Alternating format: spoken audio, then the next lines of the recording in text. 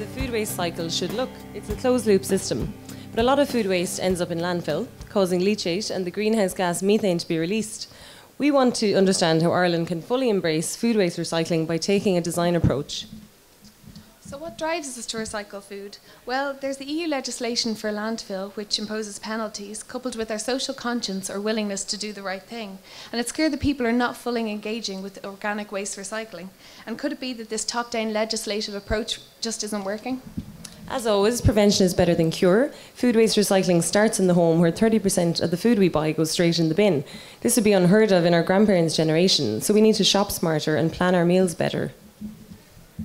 So what's the cure? Well, home composting is definitely the best option, a closed-loop system in your own back garden. But this is not often practical in urban environments, which is where our brown bins come in. And after such a positive response to the green bin, you'd think we'd be happy to carry on the same system with the brown bin, but not so. Why? Well, there's a big difference between organic waste and dry clean recyclables, namely the yuck factor. The brown bin gives you flies, smells, maggots. So the government has given us the same solution to a completely different problem. So where is the user in all of this? 400,000 households in Ireland currently have a brown bin, and the government plans to increase this to 1.2 million by 2016. But no one is tackling the core issue of why we're not using our brown bins in the first place. Are we looking for a quick fix when really we should be designing a whole new system? And food waste recycling makes sense from an environmental and economic point of view. Brown bin charges are half that of the black bin. We all have good intentions, but is it a case of half the cost, twice the effort? We seem to make the effort in other areas, though, like the plastic bag levy and the smoking ban, so we're a pretty compliant bunch.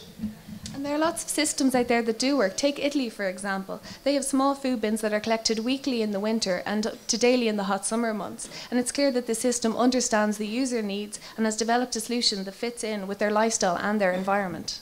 So let's say we've gone to the effort of putting out our brown bin. Do you know where your food waste goes now, and do you care? Is it a case of out of sight, out of mind?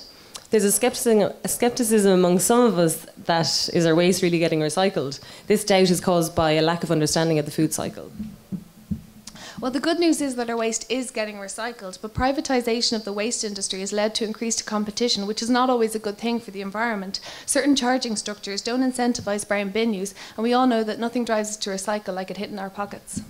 Speaking of disincentives, when I was moving house recently, I rang a couple of waste operators to get the best price for my bins, and when I asked specifically about the brown bin charges, one of them said to me, sure, don't bother with that, no one uses it, it's too expensive, just throw it all in the black bin. So I clearly didn't go with them. But we should be incentivised to take part in food waste recycling as it's so localised. Unlike our green bin, where most of the recyclate actually gets exported for recycling, organic food waste recycling happens right here in Ireland. And the process is very simple. Firstly, the food waste goes into the in-vessel tunnels, and over a 4-week period, the material breaks down in temperatures of up to 70 degrees, killing all bacteria. After 2 months, the material is screened and tested and ready for sale. What other recycling process is that simple? But the bizarre thing is that these facilities make their money from the incoming waste rather than the outgoing compost, which would imply that we don't value this resource even though it's necessary for future food growth. Why can't we buy the compost that we help produce in every garden centre across Ireland? And compost makes a great fertiliser for both domestic and agricultural use, yet we seem to be stuck on using artificial ones. Just some of the benefits of composting are increased yield production, reduced nutrient leaching and better soil structure and reduced erosion risk. CRE, our composting association, has been working hard to educate farmers about the benefits of compost over artificial alternatives. But maybe this knowledge needs to become more mainstream and the product made more accessible to us, the general public. Wouldn't it be great to know that the food we were buying was grown using compost from our own food waste? This would show us how we've actually contributed to the food waste cycle and how we play a key part. And wouldn't we be much more likely to buy food that's not only of Irish origin, but also we did a role in the production of?